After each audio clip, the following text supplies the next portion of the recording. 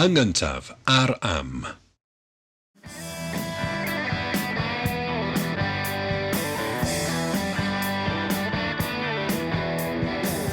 Helo, symau. Jerry Hunter dwi. A Richard Wyn Jones ydw i, a da chi'n gwrando ar bodlediad yr hen iaith. Podlediad lle mae yna Americanwr a fagwyd ar lannau afon Ohio, yn Cincinnati, yn ceisio ddysgu rhywfaint ar Gymro a fagwyd ar lannau afon fwyaf Ynys Môn, y Braint, ym Mhentre Bach, Penmynydd, ynglyn â cyfoeth llenyddiaeth ei iaith hyn. Bydwch chi'n neidio dros y Braint os da chi ddim yn gwybod. Mae beth da ni'n galw afonydd yn Ynys Môn yn wahanol i afonydd ym mhob man arall. Creeks dyn ni galw hynny yn Ohio. Creeks, ia. Ia, yn hollol, reit. A da ni ar gael drwy'r holl ffrydiau podlediadau. Da ni ar gael ar YouTube, lle mae'r dewr yn gallu'n gwylio ni hefyd. A da ni ar gael yn gyntaf bob tro Jerry ar am. Jerry, da ni wedi cyrraedd pennod 80, 40 eti, fel da chi'n deud ym Mhen y Groes. Llongyfarchiadau i ni, de? 40 dyn ni'n deud yma. Ia, ac wrth gwrs, dyn ni wedi dechrau gyda'r beirdd dwyweitha, dyn ni bod yn trafod, dyn ni bod yn mynd mewn i'r benywaidd gerf y 15, dyn ni bod yn trafod pobl gafodd ei geni neu ddynaf y ganrif, ond hefyd yn byw yn benywaidd gerf y 15. So, da ni'n dechrau cropio, da ni'n cropio ni fewn i'r bedwerydd ganrif o'r 15 ar ôl 80 o benodau. Da iawn. Yn union. A mae hynny wir am y bardd dyn ni am i drafod, neu am i thrafod y tro hwn. Yn aml iawn, dwi'n cyflwyno rhyw fardd neu lenwr eich di sy'n gwbl ddiarth a ti'n cyfaddau yw. Dwi'n wedi clywed am hwn neu hon o'r blaen. Ond dwi'n gwybod yn iawn fod yr enw yma yn gyfarwydd eich di, sef Ann Griffiths. Dwi'n gyfarwydd iawn ar enw, un o'r, beth yw'r gair cywir? Emynyddwyr? Emynyddwyr. Emynyddwyr enwoca. Ac yn ymhen i, beth sydd yn nodweddu Ann Griffiths, a gyd-i gywiro fi, ydy pa mor daer a pa mor, beth yw'r gair dwi'n chwilio amdano fo? Ia, bron yn garwriaethol ydy'r geiriau yr emyna, os ti yna'n gwneud synwyr o gwbl. Yndi tad, yndi, maen nhw'n hollol. Na ni archwilio'r dderniadaeth honno, neu'r asesiad hwnnw, wrth ddarllen ychydig o'i cherddi hi, lly, neu hymyna hi, yn bendant, ynda. A nes ti sôn yn adder hyn yn haroi pan ni'n siarad am Angharad James ychydig y benodau nôl, yr unig ferch i gael ei chynnwys yn y flodydd gerdd enwoca am hwn i dal o ran llenyddiaeth neu barddoniaeth Gymraeg, yr un rhydychen na o ddechrau'r 60au. Yr unig ferch sy'n rhyfeddol, dydy. Felly mae hi'n fardd benywaidd canonaidd a wedi bod ers y cychwyn bron, de, ti fod? Na ti. Gan bod hi mor bwysig i'r traddodiad Methodistaidd a'r traddodiad ymwneud Llŷl yn gyffredinol, ond mae hymyna hi dal yn cael ei canu heddiw. Felly, chydig o'i hanes, dyn ni wedi sôn dipyn am y flwyddyn chwil droadol honno, flwyddyn 1776. Wel, ni aned Ann Griffiths yn y flwyddyn honno, 1776, gafodd oes fer gweithio'r modd, bu farw yn y flwyddyn 1815. Fi yn ar ôl prodi ac ar enedigaeth i Flentyn cynta bu farw Ann a'r plentyn fel yn digwydd mor aml. Pan oedd hi'n 9 oed, de, tywod.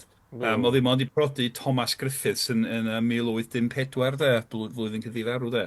Ac rhan hynny, wedi geni yn dolwar fach Sir Dyfaldwyn, de.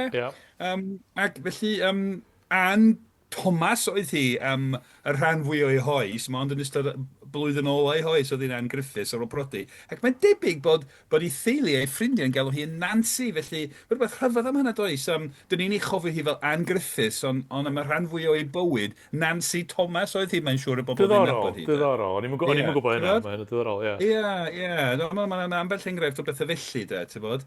Ac mae enwau'n rhyfedd weithio, de. Ac mi gafodd hi drowedigaeth grefyddol pan oedd hi'n 11 oed, da, ac wedi mynd at y Methodistiaid. Mae yna am hanes bod hi wedi mwynhau, wedi mwynhau yn fel pobl ifanc yn gyffredinol, mwynhau mynd i'r twmpath dawns adeg gwyl mabsant ac mwynhau dawnsio a canu ar bethau yn gafodd droedigaeth gan droi i golygon at bethau mwy dyfrifol y dwys yn de. Mae yna nodyn rwle yn dweud bod hi wedi bwriadu cadw dyddiadur ar rhyw bwynt. Yeah. Dyddiadur oedd hi'n gallu sgwennu, oedd hi'n llythrennog. Mi oedd hi'n darllen i Beibl drwy'r amser pan oedd hi'n gweithio, oedd hi'n gosod y Beibl ar rhyw stond yn ei gael darllen wrth weithio ac yn y blaen.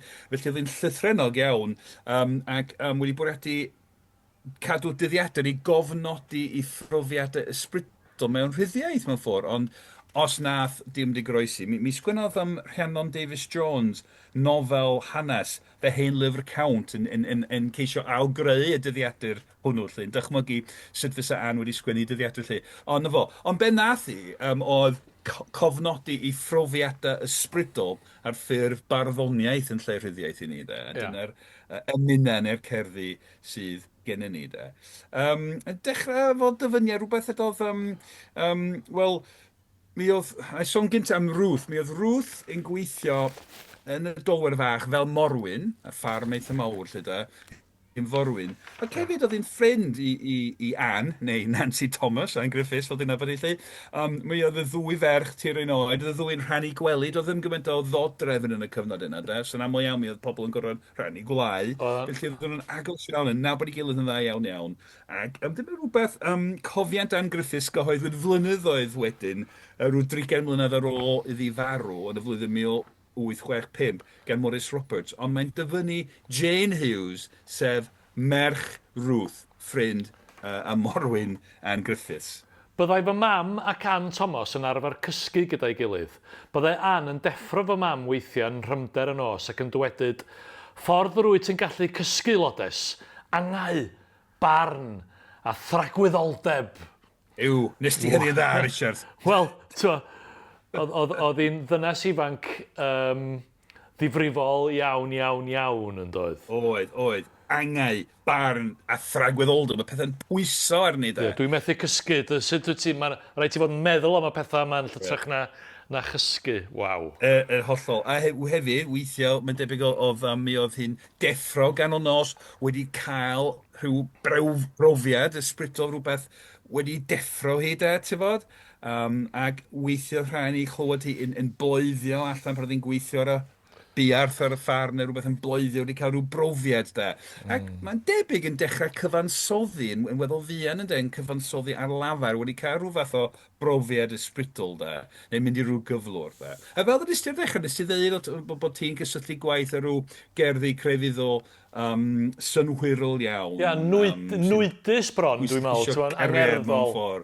A mae dyfyniad nesaf o un o'r cerddi yna. Rhyfedda fyth briodas ferch, i bwy yr wyt yn wrthrych serch. O cenwch waredigol hil, rhagori y mae fe ar 10,000. Ie. Ac felly yn trafod i ffyrthynas a Iesu, dyma'r fe, y fe sy'n rhagori ar 10,000. Wel, yn hermau serch o bosib yn erotic, serch gynawdol, yn sicr yn hermau priodas, rhyfedda fydd brodas ferch yn da, ac yn wrthrych serch yn da. Ydy o'n mynd rhy bell i awgrymu hynna? Na, y gair o'n i'n chwilio amdano fo'n gynharach, a nath o'n dod i'n henni, oedd nwydus, t'wo? Nwydus, ie. Mae'n rhywbeth yn nwydus am... Oes. Swn i'n dweud, ie. Ie. Weithiau mae'n defnyddio ymadrodd cysanwch y mab o ran mynegu agos atrwydd at Iesu ac yn y blaen. Mae y peth yma gyda sili yn y Beibl ei hun, wrth gwrs, cofio. Mae hynny'n rhedeg trwy gwaith i, stym dwywaith. A wedyn, mae'n droiad gerdd arall gyda llaw. Mae cherddi hi heb deitla, mae nhw wedi magu teitla gyda'r amser. Ond dyn ni'n yn aml iawn yn defnyddio llinell gynta gerdd fel teitl, felly na ni edrych ar un nesaf Dyma Babell y Cyfarfod. Dyma babell y cyfarfod, dyma gymod yn y gwaed, dyma noddfa i lofryddion, dyma i gleifion feddyg rhad, dyma fan yn ymyl diwdod i bechadur wneud ei nyth, a chyfiawnder pyr Jehova yn siriol wenu arno byth. Ie. Ac to, mae'n rhyw symlrwydd hyfryd yr Oes, ailad o oes, dim y oes. babell, dim y gymod, dim y noddfa ynddo. Ac er i bod hi'n cyfansoddi ar lafar, fel dyn eisiau ar y dechrau, oedd hi'n llythrenog iawn yn darllen i Beibl, yn hyddysg yn ei Beibl. Mae'r gerdd hon, yr emyn hwn, wedi seilio ar yr Hen Testament. Mi o'r y ddewan, pan oedd nhw'n teithio yn yr anialwch, neu ar ôl i'r demel yng Nghaersalem gael ei chwalu, yn codi pabell yn yr anialwch, fel temel dros dro, ynde? Fel lle i gyfarfod a Duw.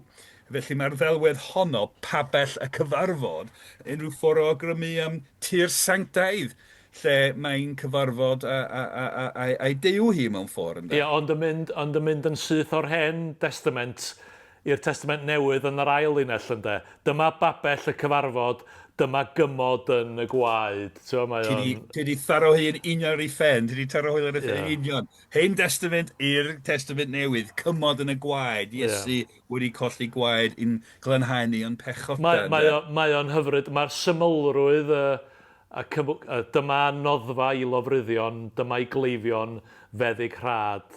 Mae o'n hyfryd yn dydi, mae jyst yn hyfryd. A hefyd o weithiau, mae'n ddiddorol, achos yn aml iawn, dyn ni'n canolbeirdd am lunio trosiad estynedig yn estyn yr un trosiad dros nifer o linellau, ond mae hi'n newid y delwyddau o linell linell, pa bell y cyfarfod, cymod yn y gwaed, noddfa i lofruddion wedyn, de? Mae hyn o'r llofruddion yn cael maddeuant, de? I gleifion feddyg rhad wedyn. A dwi'n licio, mae'r cwpled nesaf, dyma fan yn ymyl diwdod i bechadur wneud ei nyth. Mae jyst yn... Yn ei ffabell ynddo, lle mae'n cyfarfod a Duw. A wedyn, a ni'n neidio ymlaen rhai o linellau o'r un gerdd wedyn i'r un emyn, de? Pechadur aflan yw fy enw, o barai y penna'n fyw, rhyfedda fyth fe drefnwyd pabell, i'm gael yn dawel gwrdd a Duw. Yno mae yn llond ei gyfraith, i'r troseddwr yn rhoi gwledd, Duw a dyn yn gweiddi digon yn yr Iesur aberth hedd. Ie, da. Ac yn barod yn ei gweld sawl enghraifft o Ann Griffiths yn deud rhyfedda fyth ynde.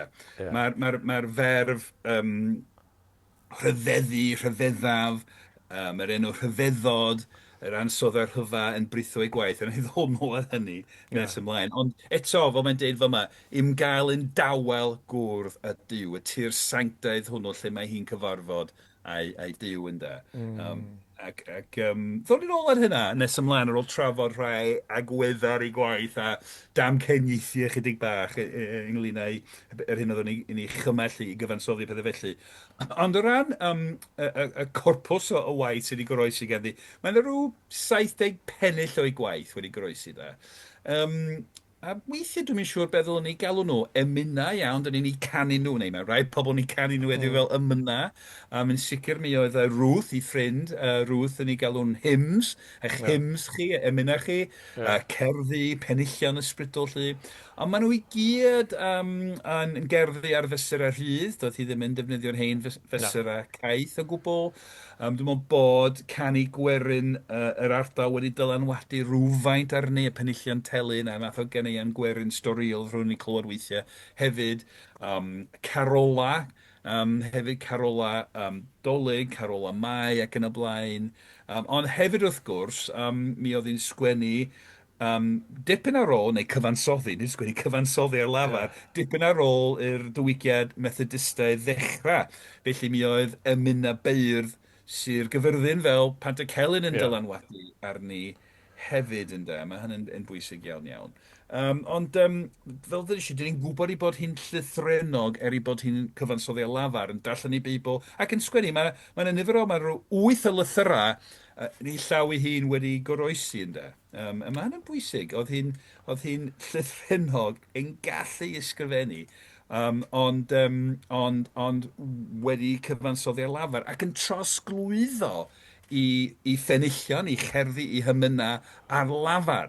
I grŵp bychan o bobl, mae'n debyg oedd hi weithiau yn y seiat, ni'n cofio sydd oedd y Methodistiaid yn trefnu i gweithgaredda efo seiat, a wedyn pob yn hyn yn cael sasiwn efo mwy yn dod ynghyd. Ond yn y seiat, gyda'r Methodistiaid lleol, debyg oedd hi'n mae nhw grŵp bach o ferched ar y cyrion yn canu yn dawel i chaneuon, yn cyd ganu gyda merched eraill, ond mi oedd hi'n adrodd neu'n canu i chyfansoddiadau i Ruth, Ruth Evans, o pryd hynny, oedd o'n rhannu gwely efo hi fel ffrind a morwyn yn y teulu, lle da. A wedyn mae rhywbeth... Pwy ddari gofnodi nhw wedyn, Jerry? Wel, mae yna lawysgrif da, reit? Mae'r athro Wyn Jones o Brifysgol Caerdydd, gynt, wedi ymddeol wan, ond mae Wyn wedi gwneud cymaint o waith ar Ann Griffiths a bob math o agweddau, a gen Wyn wedi dysgu llawer iawn o pethau yma da. Ond mae yna lawysgrif yn Llyfrgell Genedlaethol Cymru sy'n cynnwys hanes adroddwyd gan merch Ruth da, reit? A fel hyn, na i ddyfynu wan, dyna'r ateb i'r gwestiwn ar ei ben. Rhywbeth edodd hi, mae hyn ar glawr yn llawysgrif honno. Gwell i chi meddai fy mam, sef Ruth, gwell i chi, mae hyn pan oedd Ann Griffiths wrth i'n marw, pan oedd hi'n wael wedi geni plentyn ac yn gweili ac yn amlwg ar fi'n marw, iawn, yn nawr hi gan oed. Felly mae Ruth yn gwybod bod Ann Griffiths ar fi'n marw, a mae'n deud, gwell i chi, meddwl fy mam, sef Ruth, wrth i ysgrifennu'r hymns yna a chitha yn gweili yn eich iechyd. Mi fydd yn gresyn mawr i colli nhw, ynda. So Ruth oedd hynna, a dyma fel mae merch Ruth yn cofnodi ateb Ann Griffiths i Ruth. Na, ydw i ddim yn ei gweld nhw yn deilwng. Does arna ddim isio i neb i cael nhw ar fy ôl. Rwy'n i cyfansoddi nhw cysur i mi fy hun, meddwl Ann Griffiths. Na chdi ddiamhongar ynde, na chdi, waw, wyleidra hyfryd man. Ond twad, rhywbeth pan dwi'n studio llenyddiaeth, mae'n ddiddorol meddwl mae'r holl agweddau moesol, a dwi'n hoffi gofyn i fyfyrwyr yn y Brifysgol Mangor i feddwl am hyn, ydy o'n iawn bod ni'n darllen ac yn canu y penilliad hyn doedd Ann Griffiths ei hun ddim eisiau i neb arall i cael ar ei holi, ynddo? Ac oedden nhw mond ar lafar wedi i cyfansoddi trosglwyddo. Be dyd ateb di'r cwestiwn? Mae gennau ateb i'r cwestiwn, felly be dyd ateb di'r cwestiwn? Wel, dwi'n meddwl, mae'n dda iawn bod nhw wedi cofnodi, ond eto, dwi'n gwybod, be wyt ti'n feddwl? Wel, dwi'n meddwl bod o'n beth mor ryfeddol bod dynas mor ifanc wedi cael yr hyder i wneud hyn. A nes ti ddisgrifio hi'n canu yn ochr y sasiwn efo grŵp bach o ferched. Mae'r ffaith bod hi hefo ffasiwn ffydd a ffasiwn argyhoeddiad bod hi wedi wneud hyn. Fysa fo'n ddim llai na trasiedi diawledig tasa hi ddim wedi digwydd. Felly mae yna rhywun wedi gwneud... Dwi'n mor falch bod rhywun wedi anwybyddu hi. dyna ei barn ni. Sef Ruth. Da iawn Ruth. Ac mae'n ddiddorol, mae hanes trosglwyddo a diogelu cerddi Ann Griffiths, Ann Griffiths, yn ddiddorol ofnadwy. Felly, mi oedd Ann wedi cyfansoddi ar lafar, a wedi i traddodi ar lafar i Ruth, a Ruth hitha wedi i cofio. Wrth gwrs, mae'n bosib bod Ruth wedi cam gofio am bell linell, a llinell Ruth, nid Ann sy'n gyda ni. Cos mae'r cerddi mae'n hir iawn, a Ruth wedi cofio. Wedyn ar ôl i Ruth brodi John Hughes, cymeriad eitha pwysig ar ran y Methodistiaid yn yr ardal. Ar ôl iddi brodi John Hughes, nath Ruth i hadrodd ar lafar eto, so ran cadw yn y trosglwyddo. Ar lafar o Ann i Ruth, ar lafar o Ruth i John Hughes. Wedyn John Hughes nath i sgwennu nhw lawr am y tro cynta, Dyn, wrth gwrs, yn cofnodi'r traddodiad merch yn atod. A wedyn oedd John Hughes a nhw at Thomas Charles o Bala i gael ei hargraffu. Felly, ar lafar wedi sgwennu lawr ac wedyn ar ddiwedd y gadwyn honno i hargraffu ynddo. Un cwestiwn arall wedyn ynglyn â hynna ydy, yn amlwg, dwi'n cymryd bod hi ddim yn enwog yn ystod i oes ei hun, y tu allan i falla y cylch mwyaf cyfyng. Wedyn, mae'r gen ti'r broses yma o cyrraedd bala a mae'n cael ei argraffu. Pa mor gyflym wedyn ddar i ddod? Achos yn amlwg, mae yn dod yn eicon yn dydy. Mae hi'n dod yn un o ffigurau canolog. Pa mor gyflym y sylweddolwyd argo mae hwn yn rhywbeth arbennig iawn. Da ni'n gwybod, neu wyt ti'n gwybod? Dwi yn yr argraff bod yn mynd yn boblogaidd yn weddol fuan, de, ti'n bod yn mynd ar argraffiadau, de. Mae yna bobl fel Wyn James sy'n gwybod yn well na fi, de. Ond dwi'n meddwl bod nhw wedi, ar ôl cael eu cyhoeddi, pobl wedi dechrau canu nhw mewn cyfarfodydd crefyddol, lle, de. Mae'n stori, mae'n wrth bo hein wedi'n cyrraedd ni, dydy. Mae'n wyrthiol. Felly mae'n wers yma does, achos dyn ni'n gwybod yn iawn bod llawer iawn o farddoniaeth Gymraeg wedi i chyfansoddi ar lafar a wedi i throsglwyddo ar lafar, ond mae rhan fwy ohoni mae'n siwr i dyflannu da. Yn wedig mae'n debyg barddoniaeth gan ferched yn da. Dyn ni wedi trafod rhai merched fel Angharad James, fel Margaret Dafydd oedd yn creu llawysgrifau, ond mi oedd llawer iawn y waith gan ferchen yn cael ei trosglwyddo ar lafar, felly mae'n arswydus meddwl de, am yr holl beth y gollwyd de. Ond dyna fo, mae rhywbeth arall am waith Ann dwi'n hoffi drafod gyda'r myfyrwyr ym Mangor er enghraifft de, achos mae'n gyfle i feddwl am lenyddiaeth Gymraeg mewn cyd-destun gwahanol de, ac cyd-destun anthropolegol bron. So mae rai ysgolheigion wedi codi cwestiwn ac awgrymu bod Ann yn gyfrinydd, dyna sy'n gyrru gwaith profiadau cyfrinio lle. Ac wrth gwrs, mae pobl sy'n astudio crefyddau, a pobl sy'n astudio cymdeithasau grefydd ac anthropoleg grefydd, wrth gwrs, wedi astudio cyfriniaeth, hynny yw mysticism yn Saesneg, cyfriniaeth a draws y byd, mewn gwahanol ddiwylliannau, ac wedi canfod bod yna rhai pethau gyffredin o ran profiad y cyfrinydd, y mystic, y cyfrinydd bod rhywsyd bod y cyfrinydd, wrth gwrs mae'r gair cyfrinydd y pethau ni cyfrinacha, pethau di pobl eraill ddim yn ei gwybod ynddo. Mae cyfrinydd rhywsyd yn gyrraedd rhyw gyflwr, rhyw stad, rhyw gyflwr anghyffredin, nad yw pobl eraill fel rheol yn cael mynd i'r cyflwr yna, ac mae mond yn para dros dro, ond yn ystod y cyfnod pan mae yn y cyflwr yna, mae'n profi rhyw brofiad ysbrydol, rhyw agos at rhwyddad fyw neu'r diwiau neu be bynnag ynddo.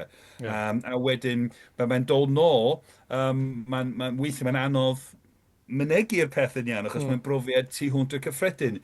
Mae to, rai traddodiadau, mae'n rhan o ran sefydlog o'r grefydd ynddo. Mae rhai crefyddau, mae rhai mynaich a lleianod yn impridio ac yn gweddio yn ddwys nes bod nhw'n perlwygu bron ac yn mynd i ryw gyflwr ynddo. Mewn rhai crefyddau, mae pobl yn cymryd cyffuriau fel rhai brodorion Americanaidd peyote yn gogledd Mexico yn cymryd peyote i weld i dew nhw ac yn y blaen. Do'r ymadrodd Saesneg, the whirling dervish. Dawnsio, wrth gwrs. Dawnsio nes bod nhw'n llwygu yn profi. Felly, ti'n bod, mae'n lawr am waith Ann sy'n agrymu hwyrach bod hi, pan oedd hi'n ddeffro ganol nos wedi cael rhyw brofiad neu'n bloeddio ar ganol ei gwaith ar y ffarm, bod hi wedi cael rhyw brofiad cyfrinio lle tu hwnt y cyffredin. A wedyn, pan mae'n sgwennu amdano fo, mae'n methu disgrifio yr union beth. Mae'n foddedodd rhywun rwydro, alla Wyn James. Mae'n mon yn gallu diolch amdano fo a rhyfeddu ato fo. Felly mae'r gair rhyfeddu, rhyfeddaf, rhyfeddod, rhyfedd yn britho i gwaith gymaint ynddo. Achos mae wedi cael profiad rhyfedd.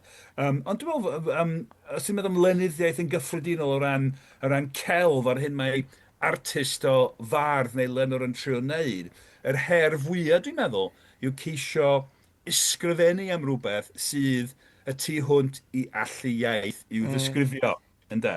Pan dyn ni'n cyrraedd yr 20 ganrif na ni drafod Kate Roberts, unwaith eto, oedd y ffrinanlle fo mon yn un o awduron bwysig yr 20 ganrif Kate. Ac mae pobl yn meddwl am Kate Roberts, maen nhw'n meddwl am Traed mewn cwffio, na Teud y Grig yn y blaen. Ond fy hoff ddar gan Kate, rhywbeth, di pobl ddim wedi ddarllen gymaint, rhywbeth sgwennodd hi pan oedd hi'n hun, yr atgyfodiad, a mae'n sôn am yr holl blant fi farwyd yr Holocaust, a mae'n trio wynebu marwodd ei hun, a mae'n trio sgwennu am rhywbeth sydd mor erchill nes i fod o tu hwnt i allu iaith i'w drafod. Weithiau mae T.H. Perry Williams yn ei ysgrifau yn sôn am yr anrheithadwy. Mae'n ceisio treithi ynghylch yr anrheithadwy. A dwi'n mae Ann Griffiths fel yma wedi cael profiadau y tu hwnt yr gyffredin, a mae'n trafod y profiadau hynny'n ei cerddi, ac felly mae'r gair rhyfeddod yn ffordd o fynegu hynna. Ond, Jerry, just dyma fi'n dangos o anwybodaeth. Pam bod na hyd yn oed farc cwestiwn ynglyn â'r ffaith bod hi'n gyfrynydd? Ond nid ydy o'n gyfan gwbl amlwg fod na pam bod hynna, oedd oherwydd bod Methodistiaid Cymraeg mor barchus bod nhw'n licio meddwl bod nhw'n ymgolli bethau fel yna.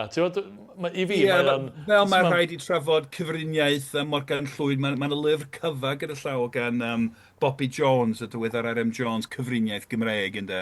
Mae rhai pobl o cyfriniaeth yn rhywbeth fwy drefnus o ddifennu grefydd yn rhan. Dwi'n gwybod o'na. Dyn ni'n da yn ddigon hapus i'w galw yn gyfrinydd tydan. Wel, dwi'n meddwl na dyna sydd yn amlwg yn gwneud hwn mor... Mae hwn yn falle'n ffordd amrwyd o reid o, ond yr hyn sy'n gwneud o'n gelfyddyd mor fawr ydy bod yn amlwg yn dod o ddymderoedd i henaid i os di hynna ddim yn swnio'n or-romantus, ti'n bod? Ac hefyd, bod y profiad yn y mor rhyfedd ar un olwg, mor bersonol, mae'r cerddi ma'n ymuno, mae pobl yn mwynhau i canu, de.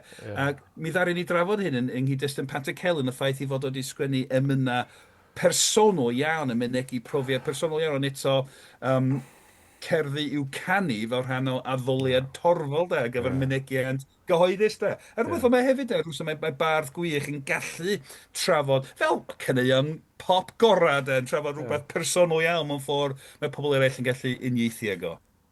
Gwych, Jerry, ffantastig. Ann Griffiths, mae'n mynd i safle uchel iawn yn y pantheon yr hen iaith, dwi'n meddwl. Felly, diolch yn fawr ti am hynna. Diolch i Richard Martin sydd yn recordio a sydd yn ceisio cael trefn ar hyn oll a'i rannu o hefo chi. Diolch i chi yn anad dim am wrando, achos fysa ni ddim yn gwneud hyn ond i bai bod chi'n rhoi esgus yn gwrando ac yn ymateb, llawer o'n chi'n ymateb a da ni'n gwerthfawrogi hynny. Cofiwch ddweud wrth bobl all fod y diddordeb yn modolaeth y pod ac yng nghynnwys y pod, bod o yna ar gael ddyn nhw drwy'r holl ffrydiau podlediadau. Mae ar gael ar YouTube, lle mae modd yn gwylio ni, a mae'r gael yn gyntaf ar am. Mae Jerry'n darparu talfyriad Saesneg gwerth chweil o'r penodau yma i gyd ar gyfer nation.cymru, ar gymell heina'n gry iawn. A ryw ddydd, ryw sydd neu gilydd, mi fydd yna ryw fersiwn Gymraeg o hyn oll yn ymddangos o ryw wasg. Dwi'n byw mewn gobaith. Felly, gyda hynny, am y tro ar diwedd ein 80fed Pennod. Hwyl am y tro. Hwyl am.